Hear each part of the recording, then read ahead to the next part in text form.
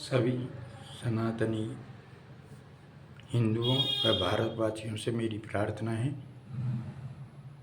कि विश्व में आप देख रहे हो उथल पुथल हो रहा है, युद्ध हो रहे हैं, कहीं आंधी, कहीं तूफान, कहीं मतलब दशाएं अच्छी नहीं हैं, क्योंकि नीति और नीयत हम लोगों की खराब होने के कारण हम लोगों को गलत इतिहास पढ़ाया जा रहा है। इस कारण क्योंकि बर्बाद गुलिस्ता करने को बस एक ही उल्लू काफ़ी था, अब हर साख पे उल्लू बैठा है, इंजाम गुलस्ता क्या होगा। हम जैसा करेंगे वैसा पाएंगे। ये ऋषियों का देश है, मुनियों का देश है, संतों का देश है। इसलिए हम लोगों को, जिन लोगों ने इस देश की सुरक्षा के लिए, देश की आज़ादी के लिए अपने प्राणों की आहुति दी, हम सब लोग उनको याद करें। शीश तक कटवा दिए गुरुओं ने, तो ये गुरुओं का देश है। और गुरु बिन भवनित तरई न कोई, जो बिन शंकर संग हुई।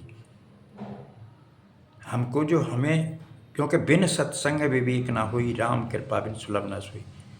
तो इस देश में रावण और कालनेमी के रूप में जो देश में गद्दार, देशद्रोही और भ्रष्टाचारी हैं, उन सबको अपने विवेक से उसका सामना करें और सही दिशा में चलें।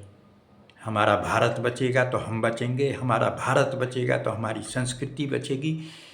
तो सभी युवाओं से, सभी मतलब प्रबुद्ध जनों से मेरी हाथ जोड़कर प्रार्थना है कि आप सभी विवेक के द्वारा इस देश को बचाने में सभी संगठित हों, आगे आएं। और ये जो कालनेमी हैं, ये जो राक्षस हैं, देशद्रोही हैं, जयचंद हैं, इनको ईंट का जवाब पत्थर से दें और गोली का जवाब गोली से दें। क्योंकि ये समय आ गया है, इस देश में देशद्रोहियों की, गद्दारों की, भ्रष्टाचारियों की अब कोई जगह नहीं है।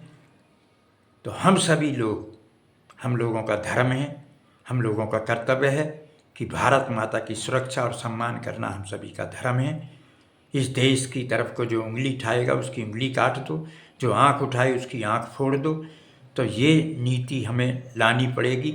इन लोगों की नीयत और नीति दोनों ही खराब हैं, और जिनकी नीयत और नीति खराब होती है वो कभी देश के हित में नहीं बात कर सकते। क्योंकि अपने देश को हमें बचाना है। हमारा देश बचेगा तो संस्कृति बचेगी, हमारा देश बचेगा, संस्कार बचेंगे, हमारा देश बचेगा, हम बचेंगे। और गुरुओं ने, संतों ने हमको यही पढ़ाया है। तीर्थ पे भगवान नहीं है, भगवान हमारे अंदर है। क्योंकि तीर्थ नहाए एक फल, संत मिले फल चार, और सतगुरु मिले अनंत फल, तो कहत कबीर विचार। तो भारत माता की जय। वंदे मातरम।